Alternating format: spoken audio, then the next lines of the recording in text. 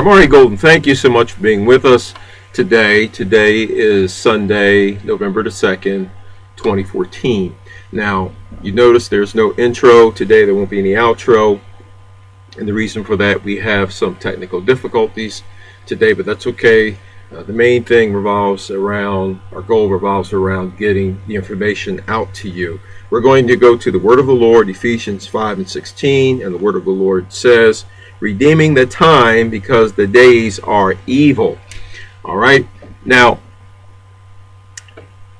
if Paul thought and the apostles thought that the days were evil then, how much more do you think the days are evil today? Because even the apostles prophesied to us that in the last days perilous times shall come. And they knew that. All right. Now, my point in saying that would be that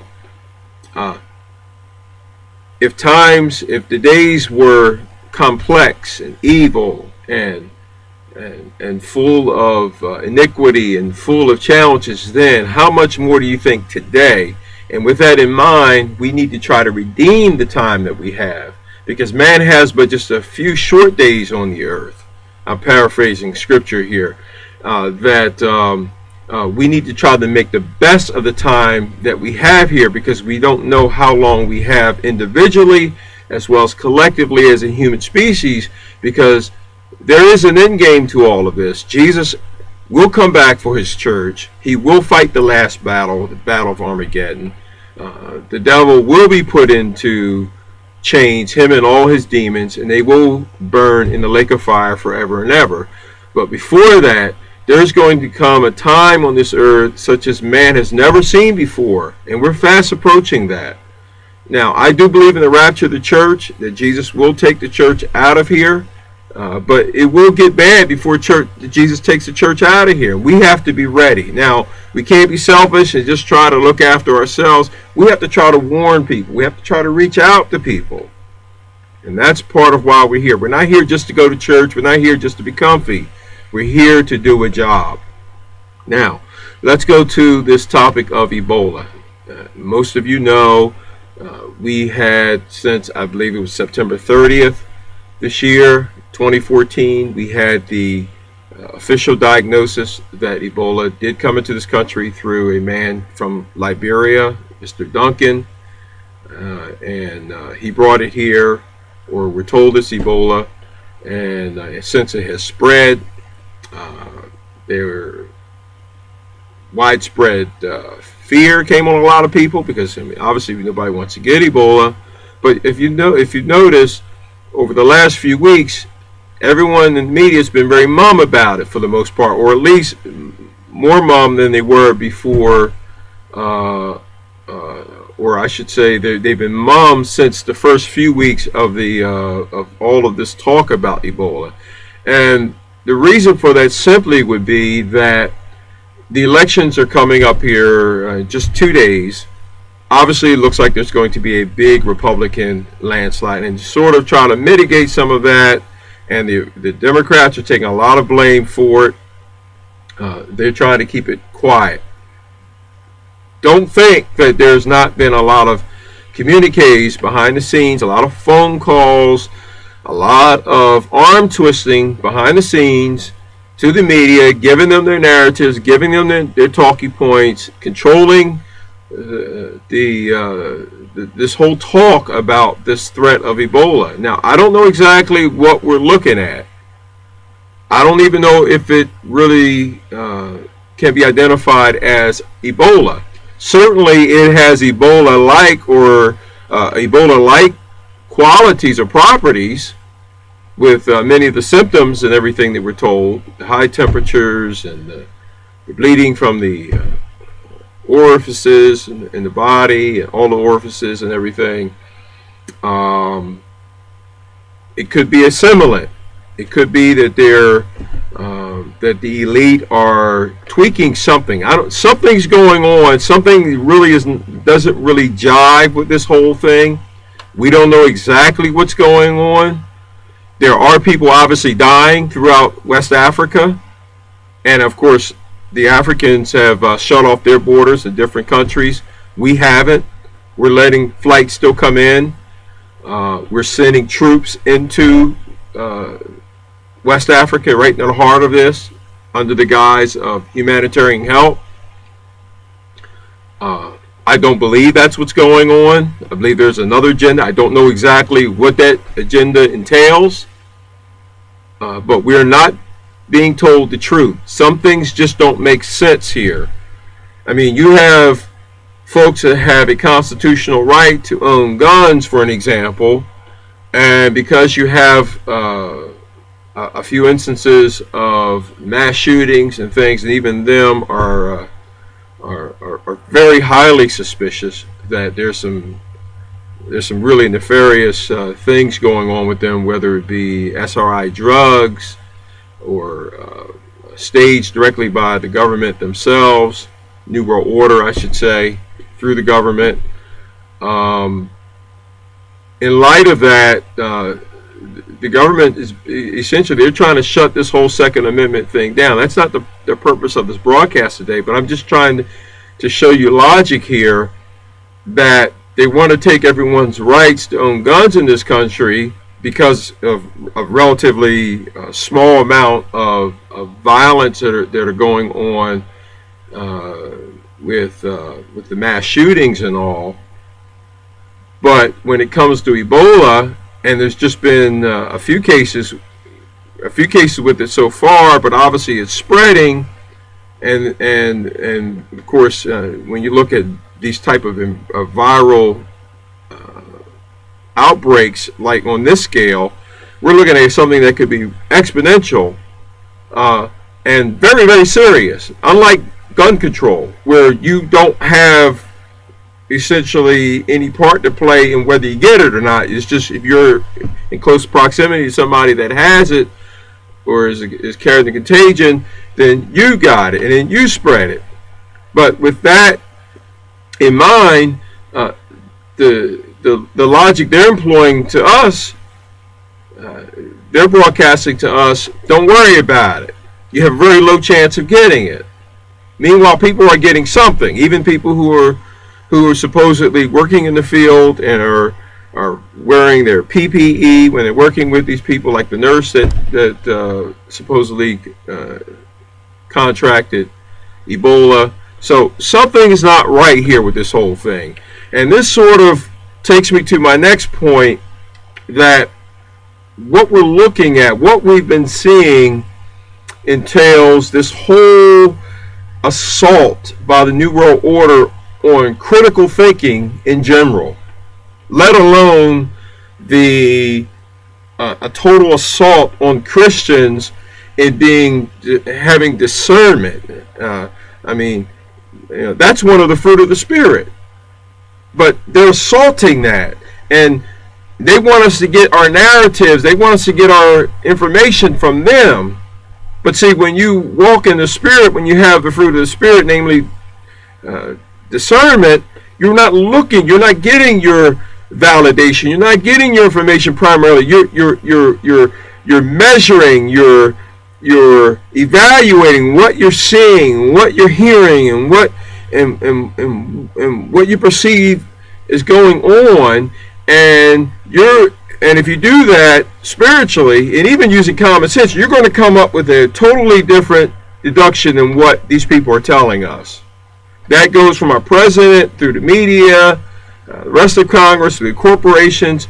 It's all the same. They're giving us a lot of fat, and they're giving us a lot of deceit, and they're not telling us the real story of what's going on. There is a real story. There's a real objective here. We're just sort of trying to reverse engineer it and understand what's going on a little bit. We're never going to probably get the whole story, but whatever the truth may be, it's not good. There's something going on here. Now, the good news would be that whatever the New World Order has for us, and obviously they have something on a big scale plan, they haven't unleashed it yet. Now, that's primarily because God hasn't allowed them, but also using logic here, they're not ready, because This is demonic. At the heart of what these people do, it is demonic. However, they also are using a scientific approach as well. And they call this a technocracy. I define that as being the merging of the satanic and the scientific, and this is what they have married together to give us this full frontal assault that they're employing against us. So I believe they're using computers, and it's totally scientific. So they want to make sure that whenever they roll out fully what they're going to roll out on us, that it's going to give them the empirical opportunity to accomplish what they want to do, because they want to make sure that the actuary is totally in their favor. So we should not take that, though, as being complacent and putting our head in the sand. We just need to realize that we may have a little bit of time right now. We need to do something with it. We need to wake people up. We need to sound our voices, let these people know that we know that there's something going on that's not right. These people do not have our best interests in heart. Now, they're opening up the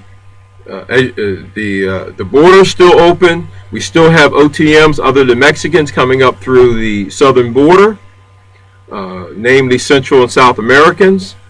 That was a big crisis before this. That crisis hasn't gone away.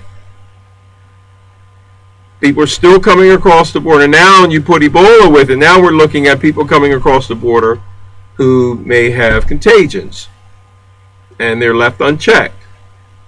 And we're being told that everything is okay. Everything is not okay. And a lot of people are very, very upset about it. And of course, the Democrats have the face of this whole thing, Ebola, on it. But honestly, it's the Republicans as well, at least at the top. I believe there are a lot of good Republicans out there, but at the top, they're all in on it. It's the same bird, but a left and a right wing. It's looking at the globe, going left or right, east or west. You're going to end up in the same place anyway if you go around far enough. And that's the type of madness these people are employing on us. They're hitting us heavy with heavy trauma-based mind control. Now, that really didn't make sense to me, like a lot of things that are going on right now, like the border being open and Ebola. It looks like they're letting this just come into the country unchecked, and it just doesn't. And we're being told there's a low chance of coming here, and stopping or closing the borders will actually make Ebola coming here even more of a greater reality. I mean, it just doesn't make any sense. But then I started researching, and I highly suggest that everyone here research trauma-based mind control. You really have to understand what these people are doing to us. You have to read. You can't just look at a few videos. You can't just look at a Wikipedia page. You have to actually go into books that will go off of the declassified information, people who have come out of trauma-based mind control, like Kathy O'Brien, and there are others. Fritz Springmeier has made that essentially the highlight of his career, studying and trauma-based mind control. When he wrote this book, he's got the codes in here that the programmers use. He's got sites that are used, both government and non-government. He uses the tactics that these people use, how they inflict unthinkable, unfathomable trauma on slaves who essentially, even from birth, have been dedicated to becoming a total mind control slave for the elite. Some of these people have been rolled out as presidential models, such was the case with Kathy O'Brien. Others were used and still are being used with Delta programming for assassinations. Others are being used for espionage, and the list goes on and on and on. This is Kathy O'Brien's book. She essentially, these two books essentially go together, and I believe that Fritz actually referenced even some of her material as well. I highly suggest that you understand and you get some education on trauma-based mind control. If you think that you understand trauma-based mind control without researching it, you have no idea. You have no idea how deep this goes. You have no idea the things that they do to people to make them total mind control slaves. All right. This book here, I have the movie. I got this based on Fritz Springmeier's suggestion. Telephone examples, actual examples in fiction, but they actually mimic reality on how mind control slaves are sleepers. Some of them are sleepers, and how they're activated, and the way the codes and the means by which they access the programming in them to make them carry out some sort of mind control task. All right. I also suggest that you get this book, The Franklin Scandal. I also suggest, that's by Nick Bryant. I also suggest that you read this. So you have to actually read this stuff.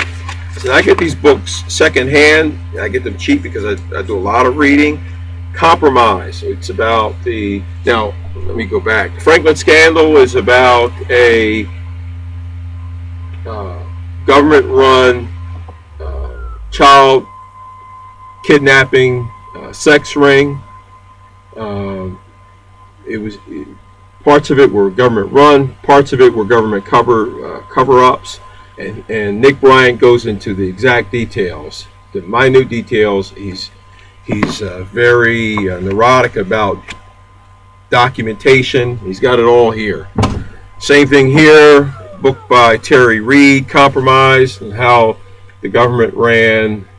Now, these books actually overlap each other. These stories actually overlap each other in time periods as well.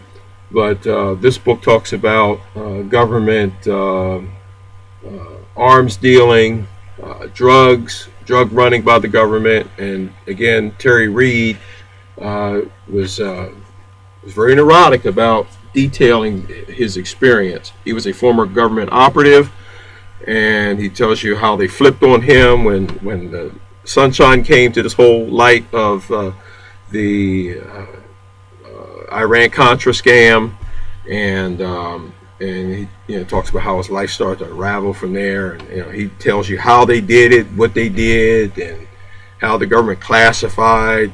Same thing with Franklin Scandal. A lot of stuff is classified that happened involving the kids. So I suggest that you read that.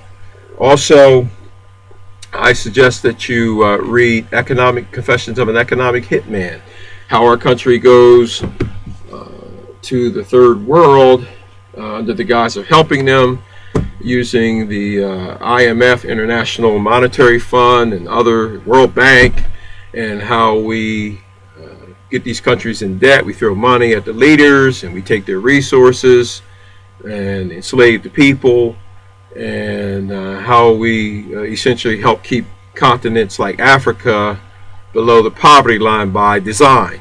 And he gets into the whole thing. It's very disturbing. And when you research like I do and others, then you understand that you can't take what these people tell you.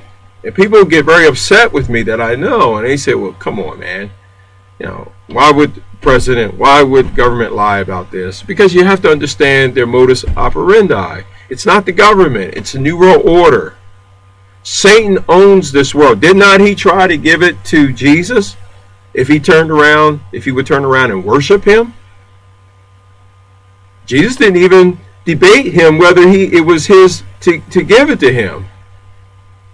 But Jesus, of course, he came back with scripture, thou shalt worship the Lord thy God only, and he rebuked the devil. But this is the modus operandi of the devil. He controls this world. He owns it. That's why Jesus is going to have to make a new heaven and a new earth, because he's contaminated it. There's spiritual wickedness in high places.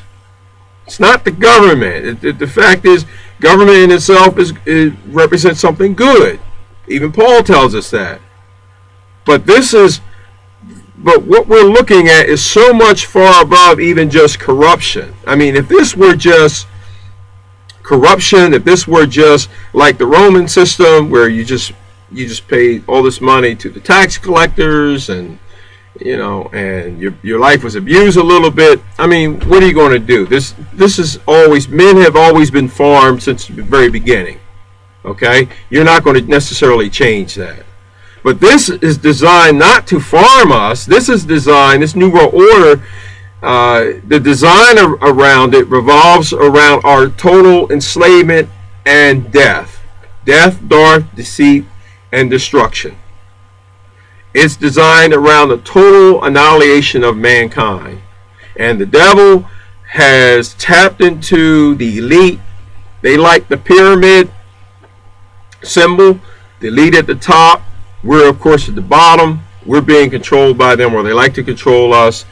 And the devil taps into the elite by making them think that they're going to evolve in their science to actually have eternal life, and they're going to get what Adam and Eve tried to, what they gave up their spiritual birthright for by eating the forbidden fruit, for this knowledge. And of course they lost that.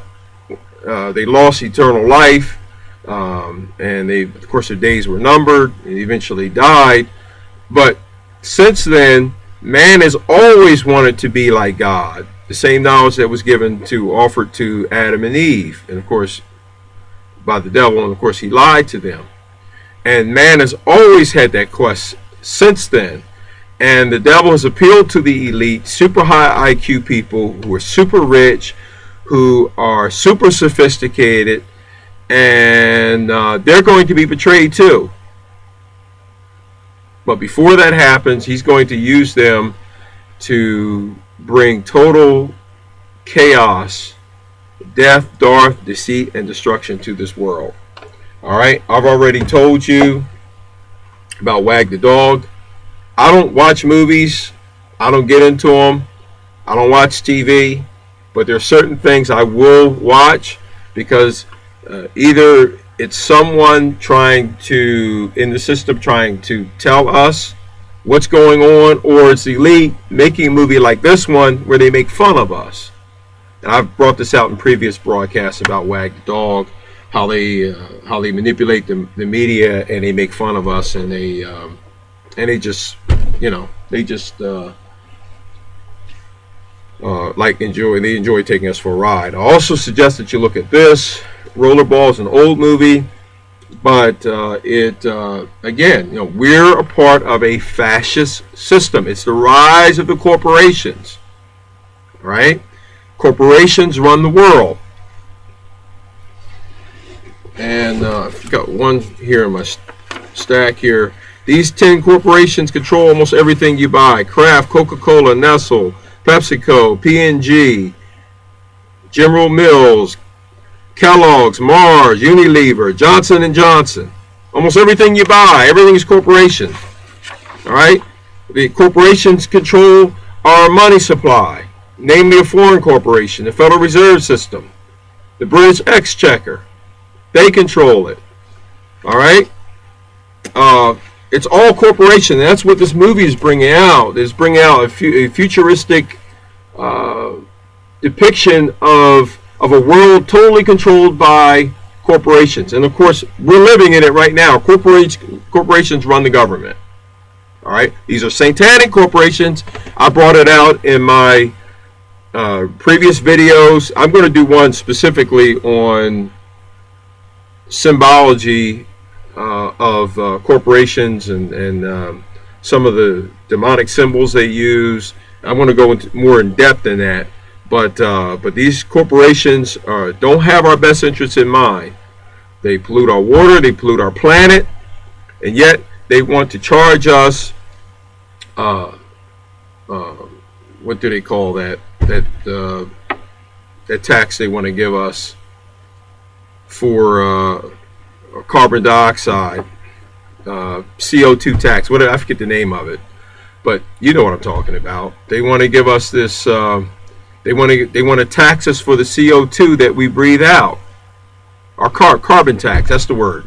They want to charge us a carbon tax. And this is all corporate.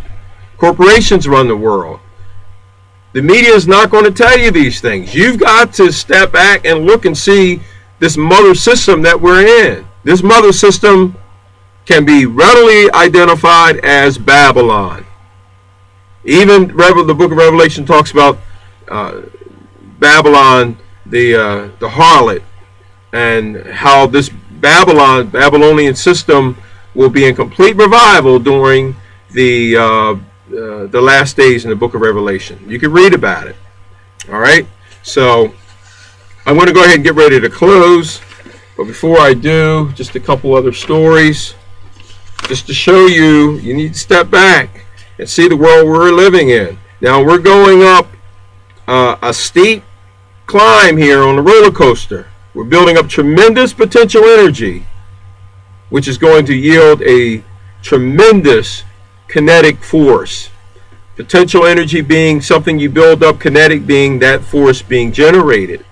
You can use a roller coaster as a perfect example of that. The initial climb, slow, steep, that's potential. Eventually, when it goes across the apex and goes down, it's unleashing tremendous kinetic energy force. All right, same thing. We're building for something really big, folks. You need to really pay attention to what's going on. All right, Obama said the world is less violent than it's ever been. This was something that he said back in June. I mean, how can you even say something like that? The world is more violent. But again, this is trauma-based mind control. He's a mind control slave, more than likely, and he's using the same techniques on us. By the way, he probably has his own mind control slaves as well. Again, you have to read the book to understand what I'm saying. I'm not just saying these things to understand how the world really works. Because what I'm saying makes total nonsense to you unless you research and read these books and listen to testimonials of people who understand how this really dirty, dark secret of the elite is out there, and that they actually have these type of people as their slaves, dedicated totally for their debauchery and use. All right. Ebola. Obama said Ebola is a trial run for a deadlier airborne disease. Now, why would he say it? He knows every word he says will be picked apart. It's a warning. Now, for the masses, it means nothing. But to those of us who understand a little bit about how things really work, they may be actually giving us a simulant and testing and getting things in order for a big, huge bio release that's going to kill many, but they have to fine tune. Again, they're very scientific in their approach. That sounds to me like that's what the statement means. He knows what he's saying. Obama says to Ohio State grads, reject voices that warn about government tyranny. Why would you say that when even, was it Harvard that gave a study saying that democide was the biggest cause of death over the last century? More people died at the hands of government, not in wars, but just government tyranny, than anything else in the world. Democide, they call it. And why would you even say that? I mean, being wise, you would say something like, give us, let us give you our spiel, but you should at least check out what we say. You would say that sounds more reasonable, but to say don't believe the government can be tyrannical. I mean, that's not even anything that you would even say to reasonable people or being a reasonable person. Pennsylvania cops sued for storming home and arresting woman for recording video. Cop threatens to take man's baby to children's services over refusal to show ID. And there's more. I mean, all this police state stuff, I mean, it's just going to continue. How cops take millions from motorists not charged with crime. I've talked about that. We still have all these tiny homes. They're still trying to unload on us.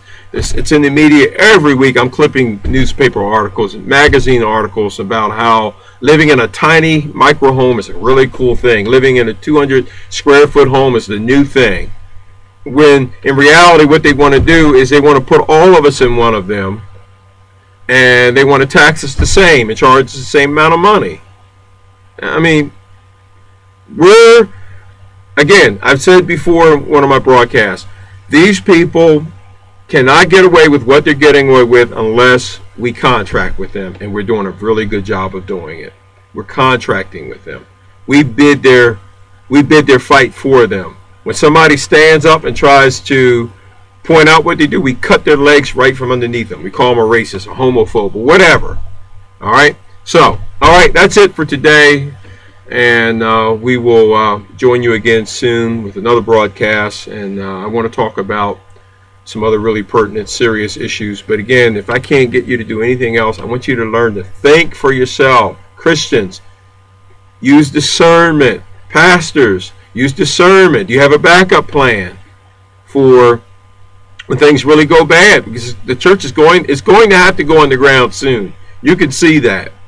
We're becoming, I had in my stack here too, there was this mayor from Houston that demanded, that actually got a court subpoena for the pastors to turn in their sermons on what they said about homosexuals. I mean, I've never seen anything like that before.